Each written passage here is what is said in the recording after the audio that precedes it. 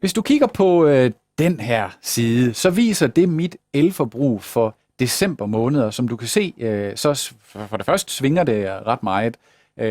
For det andet, så har jeg et ret højt standby-forbrug på 1,4. Hov, nu kører det hele løs her. Vi vil ikke have den der intro igen. Den må vi lige stoppe her. Vupti, sådan, hop tilbage der, og så kan man se, at mit standby-forbrug er på cirka 1,5 kilowatt om dagen, og at mit totale forbrug den måned var på cirka 1600 kilowatt. Nu er det jo lidt mere end en almindelig, sådan helt almindelig 2-personers eller 4-personers familien Danmark. Det skyldes jo ikke mindst lys her, computer og så videre, så vi har et højt elforbrug. Men det gjorde også, at jeg tænkte, at det kan simpelthen ikke passe, at vi skal bruge så mange penge på det. Der må være en måde at spare på. Og de af jer, der fulgte Living Smart hen over foråret, I så, at jeg havde jo gang i flere forskellige ting. Først så gjorde jeg det, at jeg lavede lidt den her gør det selv ting, hvor jeg købte sådan et tænd- og sluk-ur, hvor man jo kan programmere og sige, den her den skal tænde og slukke en given ting på bestemte tidspunkter. Så købte jeg også nogle af de her elspareskinner. Og det var i bedste mening egentlig, fordi jeg tænkte, at hvis jeg nu gjorde det, så kunne jeg jo myrde noget af det her standby-forbrug, vi har i vores hus om natten. Det kan være sådan noget som netværksharddiske, det kan være sådan noget som trådløst netværk. Altså, der er jo ikke nogen grund til at bruge strøm på trådløst netværk om natten. Men jeg må også indrømme, at to ting, det kom lidt bag på mig. Dels kom det lidt bag på mig, hvor bøvlet det faktisk var. Jeg synes, de her elspareskinner, jeg synes faktisk, det er lidt noget juks. Specielt, altså hvis du bare har en elspareskinne til en computer og en printer, for eksempel, så er det, jamen så er det nemt nok, men du skal bare begynde at kombinere en eller flere af dem, så hænger du altså på den, så er det umuligt at regne ud, hvad tænder nu hvad, og for ideen med elspareskinner er jo, at hvis du slukker for eksempel din computer, så slukker lampen og printeren også og sådan noget. Men det virker ikke. Jeg synes ikke, det virker ordentligt. Jeg var skuffet over det. Og de her tænd- og slukure, altså de koster en 60-70 kroner stykket. Du skal altså ikke købe ret mange af dem, før at du skal godt nok tænde og slukke nogle gange, for at du virkelig sparer noget strøm. Den anden ting, der kom bag på mig, det var, hvor dyr næste step det er. Fordi der er jo et næste skridt, og dem testede jeg 2 forskellige af. Og samtidig med det kan jeg måske også lige tilføje, at jeg også havde gang i sådan nogle Danfoss Living Connect, hedder de, som er termostater, som også er lidt smart styret. Man sætter dem på i stedet for sine gamle termostater, og så kan de dels snakke sammen trådløst og lidt bedre justere for eksempel nattesænkning, sådan at der er 2 gimmicks i de her, som jeg ser det. Den ene gimmick, det er, at du kan sige, klokken 6 om morgenen, der vil jeg altså sørge for, at der er 20 grader varmt i min stue. Så lige så stille, så lærer de her, at så finder de ud af, at hvis vi skal nå 20 grader i stuen klokken 6, så skal de måske starte med at skrue lige så stille op klokken 4:30, eller 4:15, eller hvad det nu kan være. Den anden gimmick, det er det her med, at du kan for eksempel sige, nu tager jeg hjemmefra, og så sænker den også i løbet af dagen, når du er på arbejde, og du kan få sådan en lille display til det, som holder styr på, at du kan programmere den og sige, at nu er jeg væk den her weekend, så lukker det hele ned, eller i vores tilfælde, jeg har Mille, min datter, som jeg deler med min ekskone, og så hver anden uge har vi Mille, og det vil sige, hver anden uge, der behøver der ikke at være varme overhovedet på hendes værelse. Det kan de styre, det kan du programmere det ud af. Og den sidste ting, det er også noget med nattesænkning, og det var en af de ting, som Danfoss, de gjorde meget ud af at fortælle i deres markedsføring, at hvis du for eksempel, sagde nattesænkning der, jeg mener udluftning, hvis du åbner et vindue, så i stedet for, at du selv manuelt skal skrue ned, så siger den, nu kommer der kold luft ind, nu må jeg hellere skrue ned, og så styrer den det selv. Men desværre, alt i alt, så vil jeg sige, at produktet fra Danfoss, de her Connect, det skuffede mig i stor stil, og jeg endte ret hurtigt med at simpelthen afmontere dem og returnere dem igen, fordi de i mit tilfælde var ustabile og virkede ikke godt nok, og jeg snakkede med flere andre brugere og andre seere, som skrev til mig inde på Living Smart TV, at de havde samme oplevelse. Det virkede for mig som om, at det ikke var et færdigt produkt, der var klar til at komme på markedet endnu. Så det var jeg faktisk ret skuffet over, og nu er jeg bare tilbage på gode gammeldags termostater. Det, der nemlig også er svært, det er at finde ud af, hvor meget sparer man egentlig. Fordi Danfoss, de siger, og nu kan jeg ikke huske tallet præcis, men lad os sige 25%, at du kan spare på din varmeregning. Og det lyder rigtig dejligt, men problemet er bare, at det er altså svært at sammenligne, når man ikke gør det over rigtig lang tid. Jeg havde for eksempel en periode, hvor jeg kunne se, så nu gik mit varmeforbrug ned og ned og ned og ned, og jeg tænkte bare, juhu, nu sparer jeg bare helt vildt. Men så viste det sig, at jamen, det var jo også fordi, det var ved at blive forår, og temperaturen udenfor, den steg. Så i det øjeblik, at der lige var, så kom der lige en periode med koldt vejr igen, så gik mit forbrug jo også op igen, og der slog det mig, at man kan ikke bare sige, nu går kurven ned, og så er det fordi, jeg sparer. Jamen, det kan lige så godt være på grund af så mange andre ting, såsom at solen skinner for eksempel. Men næste skridt, det var så, at jeg gik i gang med i forhold til strømmen at teste andre muligheder. Og der er blandt andet et system, som er baseret på noget, der hedder Z-Wave. Det staves Z-Wave. Og det er et system, hvor alle mulige ting kan snakke sammen. Termostater, tænd- og slukure, kontakter, lys, lamper, røgalarmer, kameraer, overvågningskameraer, tyverialarmer, alle mulige ting kan snakke sammen. Og det kan du styre og programmere det ud af.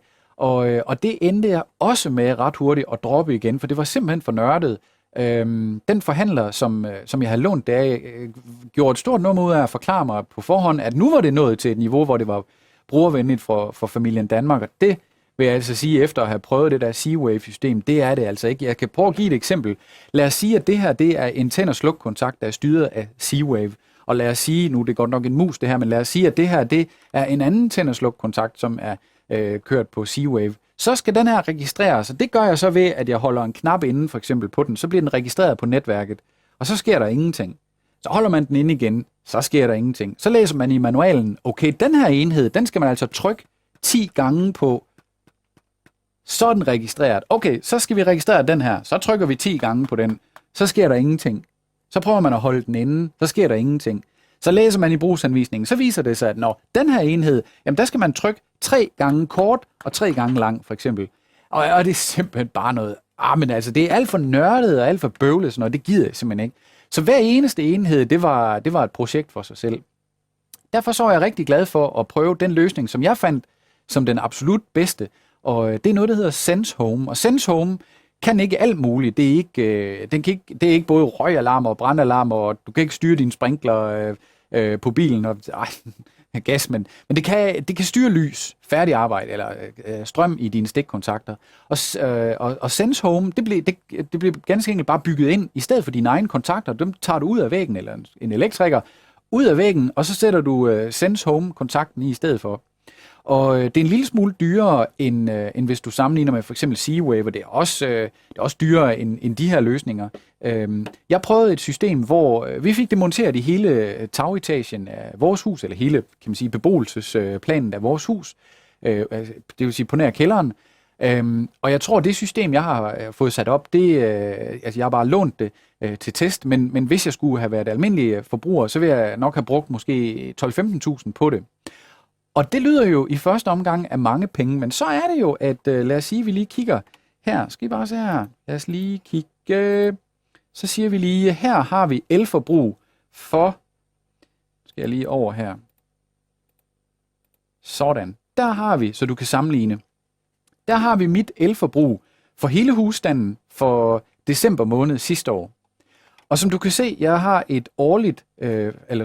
et månedligt forbrug der på 1637 kW, og det du også skal bide mærke i, det er et standby-forbrug på 1,4 kW, og du kan bare gange op med 2 cirka, så får du den udgift, der er. Det vil sige, at jeg der havde en månedlig udgift til strøm på cirka 3.000 og et standby-forbrug i timen på cirka 3 kroner.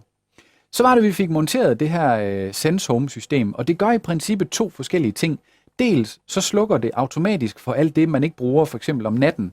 Det vil sige tv, standby-forbrug, tv på børneværelser, soveværelse, stue og køkken. Det vil sige alene 5 fjernsyn rundt omkring. Det bliver slukket standby-forbrug om aftenen. Og det fungerer automatisk sådan, at den slukker ikke, hvis du bruger det.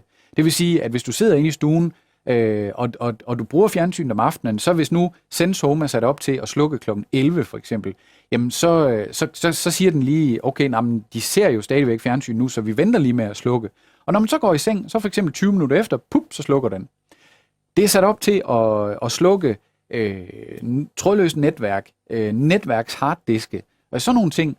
Men det er også sat op til, at der er simpelthen rumfølere på, så når jeg går ud i mit køkken, så tænder lyset automatisk, og det slukker igen lidt efter jeg er gået. Og det er der jo ikke meget hokus pokus i, men det er der jo så alligevel, fordi når man så kigger her, prøv at se her, alt i alt, husk, vi tager lige den der, 1637 kilowatt i måneden, i december måned. Så prøv at se, i juni måned, eller juli, der har vi brugt under det halve, 744. Vi hopper lige tilbage, prøv så at se standby-forbruget, 1432 kilowatt, eller 1,4 kilowatt i timen, og 0,4. Så det vil sige, at jeg har mere end halveret min elregning på at skifte over til SenseHome.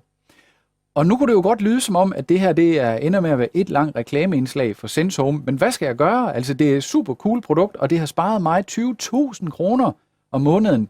Og så er det, at købmanden går op i mig og tænker, jamen, hvis jeg køber et anlæg for 15.000 kroner, og jeg det første år sparer 20.000 kroner i strøm. Det er den ene ting. Den anden ting, det er jo hele den her komfort, det giver. Det her med, at lyset selv tænder og slukker og sådan noget. Det er da fedt, når man kommer gående ud med en bagt eller en stak tallerkener i hånden, man har været ved at rydde op for stuebordet, man har spist, så går man ud i køkkenet, så frem for at skal sætte tallerkenerne og tænde lyset, at det så bare tænder. Eller alle de her smarte ting med, at når du går ud på badeværelset, jamen, så tænder lyset selv, men det gør det bare ikke om natten, så du ikke bliver blændet af skarp lys, for eksempel. Jeg synes, det er super, super fedt.